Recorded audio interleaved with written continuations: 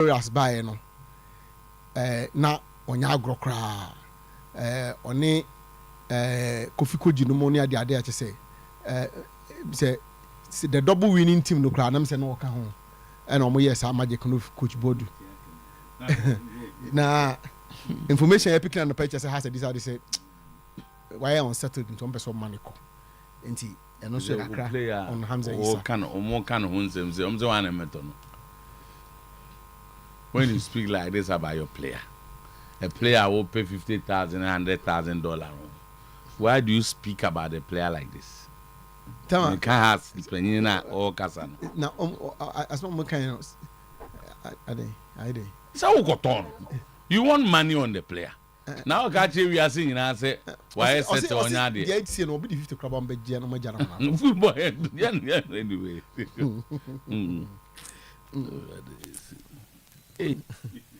House supporters has been wowed by left-footed Kadri from Ivory Coast.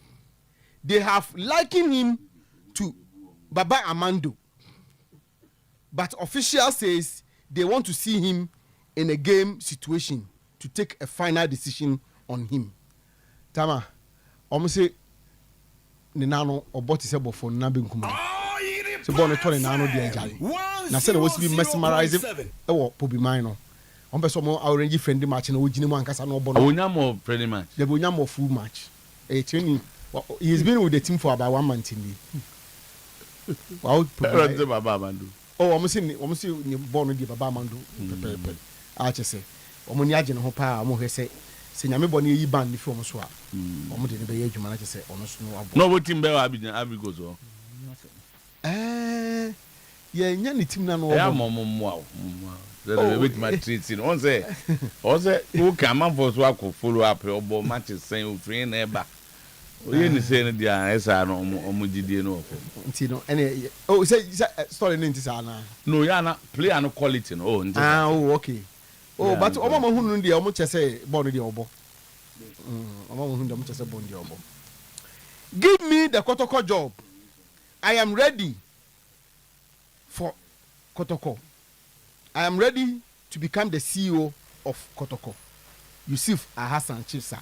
Kotoko supporters calls him Iwiasi 6 as he craves for the job. I'm capable. Why not? I'm the man I'm why when you can find man? I'm the man I'm capable. Why not? Tama. I say, Miss Simon, I'm the mammy, I may. I mean, you're capable. Me ready. Me say, I'm the mammy, I may. Oh, we say, Tama, or Cassette in the Sessin Bo. Me say, I'm the mammy, I may. Just say, why you crowd? Didn't moon bread, some of 2 number bread and Pubna Chips has availed himself. I said, no, cool, and I'm trading him. I'm capable, why not? No, see, the mammy I may. Where that's what I say, man. I said, open, you be I ask all lobby say, what the mammy I may, a mum for mammy. Who's asking Obia all quiet, not so I'm capable, why not? Nasa same way. No, we are not saying, me see, me meet some same with the mammy. 7 of them will give these answers. And as I want to power, Casso, Ubusam say, be a who me a ye. I mean, to me, because we believe in I'm capable. Yeah, the Mawabe, why not? Well, then, said you'll be anyway. You know, also I ready. Samaka come on in a munyo be a mofamano, obey. Thank you. To say thank you to Kotoko. Samba has brought his brother. Has brought his 2 brothers. One by name Bongu Lars Taldini Ross. And I mean, I meant my money. Boss, I mean, Chetan, come on. Those are the 2 brothers. Taldini knows winner. Now Ross knows way. So tobacco t-shirt I can't boy now. I did your job winning any power now. But yeah. Tell me the way, sorry. So say, officiating in the 3rd division is too bad. But I have told my boys I won't pay bribe to any referee. Former Blasters player Kojo Asamoah. The fact that you put so much energy, so much effort to see these kids developing, and majority of the times officiating it can be very bad. I always tell the kids, there's no way I will engage in any officials for you to win games, because it never works, or it never did work for me. And even if I do that for you, that means I'm not helping you as a player. You have to put in your best to play and win. And these are the challenges that we are facing, like in terms of the lower divisions, in terms of unfair officiating, sometimes indisciplines, and all these things. Sometimes giving red cards that doesn't make, just to frustrate your team. Sometimes also penalties. At times you could play over additional minutes that doesn't make sense, just to come back and all that. I feel like if we are also to get better in that aspect, it will help our development. Hey, Tama, your own Kojo Asamoah, or say Division 3 now, or Mubono. Send the referees in the Bible Hono. And you ask them to 21 to catch Wakasa, Mafo. On Casso, my bribe. Or say, or no, Wakachi in place of Omuntia bribe. That's any or the bribe, referees bribe. Of course, so you're India. Also, on the Untia. On the Untia, but nice. I just on Misomoji, or Mabano, and be a friend, and idea of course. In other words, Ghana football, you say, Office. So, my friend, Abusana Sementina. A hateful. But could you just walk home by the week, Maka? It is continuing. It is for no. Into woman is when Kofo referees in the bribe. Captain, young boy. And there are so many ways of killing a cat, Mizutu, or crack. So I can't be brave for Sukuno. Meaning to the Unimbia. And now, bro, for Bill. I said, I will build Dragana in here. And now, bro, for Bill. Aye. Or cry in Kuno. Aye. You gum was that. But how do you know? Mom, the cats on the bio. You'll be brave at Nation Bottom. It be a combat be almost social. No, the name, me, but I'm coming on. If indeed searching for Kotokosi or no, I that difficult. But who says so? I've been hearing. So difficult. I say. Uzohana na ya Ponzo near Bichum. Namia Africa Champon Diamba. Georgia Free somehow. And Okabiana Akunya for one. Akunya baby at pa. Well, if until I'm not difficult now. Easy way, Kaka will be adjusted. Difficult, but I want to believe with episode 2. I want to believe, say, you see, Alas and Chipsa also tickles every box. As a chief executive was Antikotoko, except experience. Some boxes, any every box. Almost every box, except experience. So two. One, why former player he understands the game. Two, our connections in terms of player sales or Sadio. 3, our marketing background. And no school. Or accounting. What I say. Said accounting, that's a bank. What I say. Or account background. And as episode 2, yes. A bit specific. So to put Sometymer together, or that also respect. On they were conducting who ye our system. Even though he's a Kinfesa player, but Kotokwaji, Yedamom. Here. Of course, say you Kinfesa about him. What I say? Kotoko. Accept to say. Because of how conducting a honor. So to Sasanto Kotoko, and lay a chief executive beer. Now, the two, almost your consideration. I will treat the board not so more more. Cast net and white, no more radio. Now, ABI, say if the Oyerepa sense, if the Oyerepa if the free, say you're free, going to make statements on you. And to know if or not was say, yeah, the mammy may ya. It's the same as Minakotokojumana may. What I say? It's not the same, Pacho. If the two are been and man cry. Because we kind of emphatically say, Obi Busa say, Ube to me, I'm an idiot, Juma we be a baby. Now, so why not? I'm capable. Of it. No, push it. What's it? Oh, with the old mamia. I'm capable of different from. I don't say, I just wear ready.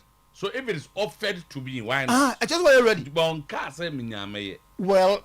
Conco pay, and now because I'm customer, I want that in white. Now I'm approaching her. So I think he will bring another aspect of management to Asante Kotoko. What I say? And I make an option now. Who's that chips? I or sub place now. So to contact him to question peer like type of behavior. No, Asante Kotoko. Oh, it's so yeah. The supporters will love him. The supporters will love him. To move here. Sir, you never know how to also do better. And your crowd player says, nay, some connection outside no. Or be added to be or see you know some another connection can one. I think it goes all well to support the team. And you know, Mr. To supporters, leaders, no, any management don't can want him. No starting contacting her. They will take that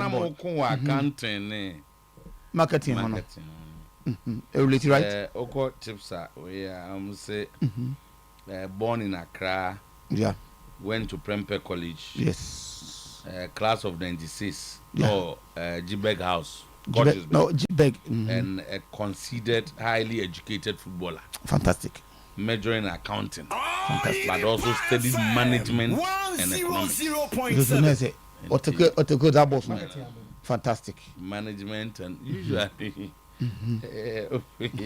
and a career and on and on and on, international, personal, black stars and the man go to see you. Of course, Ebamubi. Okay. And I heard a man America surrounding because football at the end of the day, you want to offload your players and all this connection and also with that. I did Obed more. I say, oh yeah, agent. So if you agent, and now chiefs are now FIFA agent too. But it's almost agency.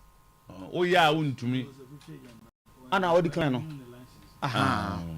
So Gomes oh yeah, to me in your club. I think so. The last one you club or Eastern region. Yes, said division 2. Oh, now say Ghana and Peru Bromo club you too. No, I'm just saying. Another. Oh, Timothy. Okay. So there's this thing. Now me hear again. Onion team. Ya preko ansema na woka no teams are there na me conclude am onye team no onye na dwuma oye o say if Kotoko offer the dwuma oye and that's why na dwuma oye ono oni mmere say okwa kope but in case Asante Kotoko approaching no a so to say oba ebe serve because Kumasi na making who he is today.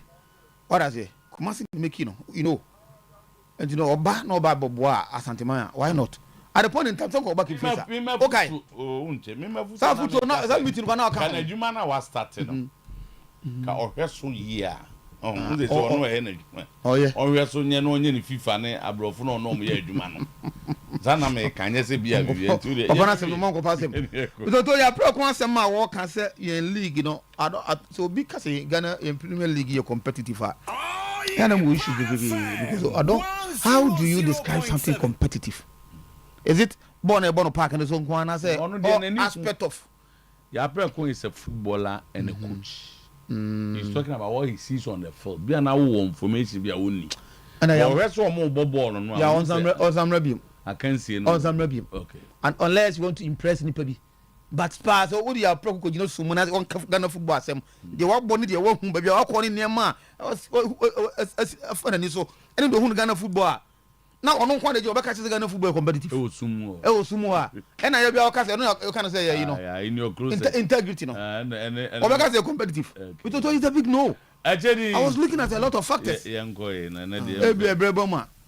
was looking at a lot of factors. For your for your league, you know, to be considered as a competitive league, you know. Food topic. Fantastic. You measure much, you know. ECG for no careful. ECG for no careful. Yeah.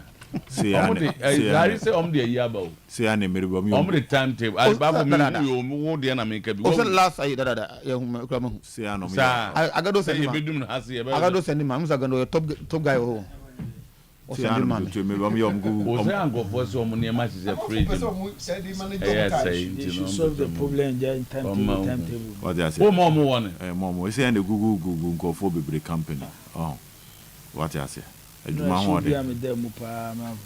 Ejuma ho de pa so to. Nti o munya ke.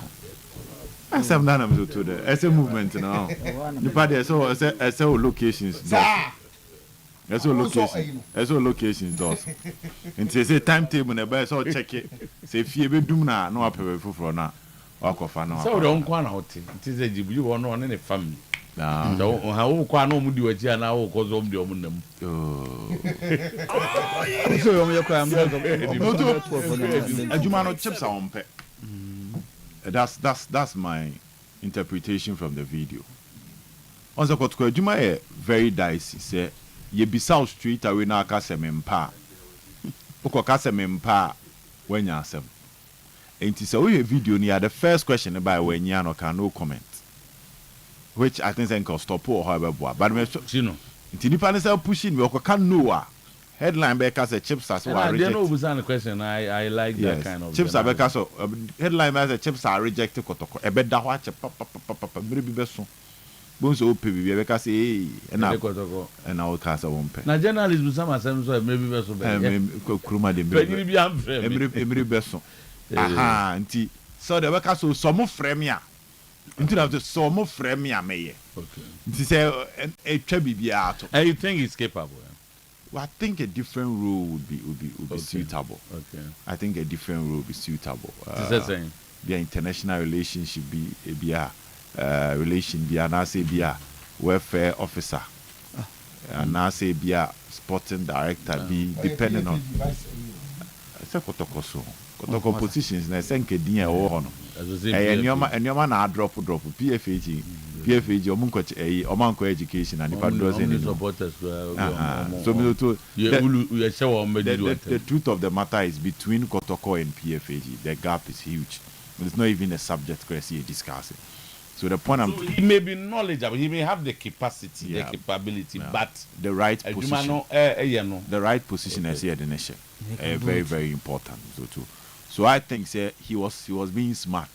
Ejuma na de wuti ni posture na enya ejuma e bia o ko press o ko pe but so ko kase Kotoko ejuma menya eno hu sunsuanso na e bakiri I think it makes sense e won komo enti na mam so to yi na no enti na bibia twa moving forward the first when was no comment and ana o show respect and question ni sign e ba na so I'm capable so when called upon e ma bibia to twa no to Kotoko nkomo na no den kakra ano den won sem bebre ho luto na I still have my on say no na me can say calendar na bow 4th September and a Ghana Premier League na shase on the sometimes a standard not drop it because he says yes at say celebrity calendar ye di super pepe the on standard I drop you because no to G so kwa next year winter ko womo deben womo time on be but young can in terms of timetable o my adio intira because a standard na drop we na me na celebrity no o time na ye starting na say September na me too emre bi atwam na time ye de be ball should never be a problem but enyoma drop we and omoma ba be pejam to no mo je ho abasobode no okay inti I'm not saying so mo nyaade of course they've done well. But this should have not even be something if not because maybe do baby na Ghana League no time associate be na if for just to office mu na bailiff the letter chase you no mayera and maybe do baby it me start league January it me start league December it me start be February and now there we've been consistent with September no but it cost standard fall in the past and kaya celebrity league ebe shasia ebi enya be $25 million be as package class. These are things that are worth celebrating, but moving away from that it means that league na kasi ebe boni ebe me any FA Cup inti ebe ka June, July, August 3 months. So if the decision of the new Kotoko board some person season you which will ending of May. Near the IMC you kind, the Domasi. And so a new leadership now by take you over. It means that they have just 3 months. That will be June, July, and August. 3 months. to pick the new leadership never ban. Okay. To take decisions. Some person we mu league na. But to say ochena na ememwa. Ti me ni ewure man na say na kura bi on chire din. Na bibia okay. Am so to mejimudi. Oh, so to mejimudi on say mo dey.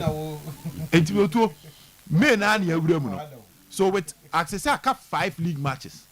So if 5 league matches plus FA Cup na season here we. Now finish season here we. So there was 6 matches. The 6 matches here born week be na say be wura June. But I'm not sure some be me ewura June. Or me ewura mu May. So attention we record World Cup so no to July and set management will fade off near ending of May. So the new leadership that will come in will have June, July and August because okay. You know, yes, I see 4th September. And 4th ni to say September ni ewura 4th. Do you have 3 months on player recruitment, appointment of coaches, pre-season, contract extension, sponsorship conversation, directing the fans. Other ideas. So what your fans, you know, to even know there be to even until my amount timelines, you know. If you think 3 months is enough, no problem. Okay. But so only supporters grab a casa. Our mom was a fear ye komi. Ye darashi ni. Ebi e darashi ni league je. So mo beti asie mpono. Another topic for another day. Yeah. So when most of them can be done at the same time. Sir. And yes, let me view. Is it no MC no? Is that what we are concluding? No, league ended that way. Me. Okay. There is omo pamo MC no. The minister was a now. Ne number any day. Just say it me your transition wall. Yeah, honey. Oh, there be transition wall. Sometimes even introducing the people. What are they doing now? So say no dear me almost planning look like if you have any information with my little knowledge and how it is a change of government. So tell me say maybe at this time maybe there is a transition team in place in between the board and the management on the match no omoje the last 3 years ejuma IMC na ye they should have knowledge about it no mo keke ni nyina boma then they will know the stance of the club ahana club ni jina so to the match na say before you should have an idea so to as a unya idea say adwuma na ye ba bagie no say na adwuma ne tie adwuma ni sika sem te say so to so to match na say I'm sure by now they have done that. Not yet, from what I know, not yet. Oh, okay. From what I know, not yet. So, the seeker some to say, the technical direction of the club, and finance differ based on what happened the last 3 years. So the mention know. Then other areas, maybe full seven to the last 3 years of Asante Kotoko IMC, I lack a proper management structure. Because a do time be crano appointment be time by any sanyo mano. Yes, ABM somebody can blame the IMC chairman, but at the end of the day, you say time and so on. Those big decisions, the final say come from it. In 20 minutes for nepe and can your appointment to be. So the meche no. It me feel say, Bema Boda, the season should end. For them to take off. Yes, then the IMC lives peacefully. Omaya omojume mfie and said the momapon omoko. Then the boss starts omojume omoye. I think say assembly are the crew, but point is say what's omoye near me also and matters of the season they think it's over. Because me from what I know, I'm not sure as there will be any appointment before the end of the season. Appointment be before the end of the season.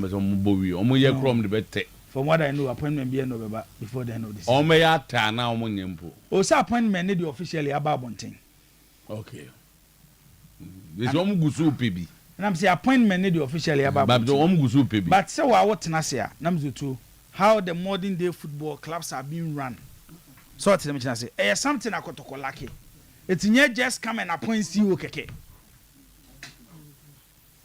Anameboa, not just come and appoint you, keke. And do your structure. Share a huge club like Kotoko.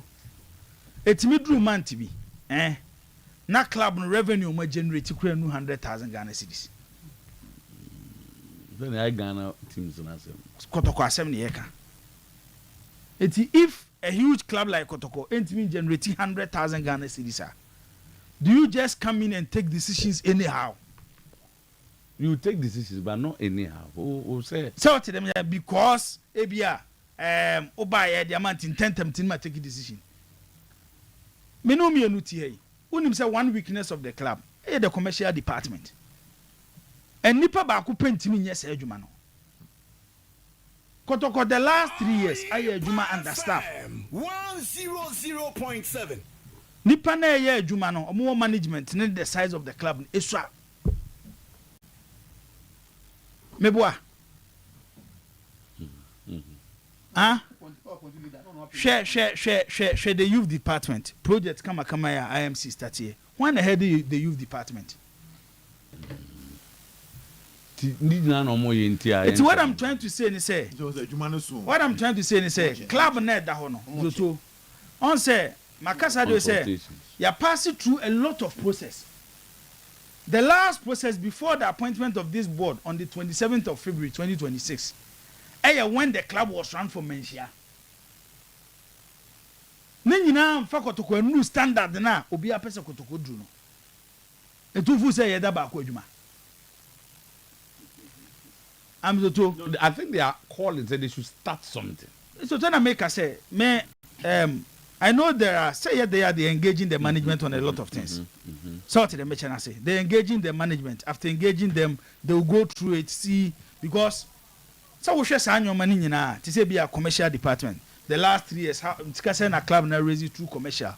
Okay, if the club is not able to raise enough, strategies because of the current situation we are in, looking around, campaign anybody has done there. Let's obet me aboa. Siasia ba nenyo no nko a o. Ya ha for football ne say. Si ekofo bi kura bas commercial man, the concentration nyina ye ekwan akwasi a de befa so obobo. Also the team ba. So to on say there be ameka say I was checking Elali recently. So to the number of staff no. The number of staff for no. And I didn't know a chain. A Juma no be any kitting and no kabom. And some the results of Park Swaba. If these clubs a lot of voices. So told they were they may check here 800. It be a steward, it be but even within them. So bad the call a Morocco by so bad Bekai. He was even talking about their media team. Staff or more within their media team. It made me feel say you drew. No, maybe feel say you drew pointer. You drew pointer. No,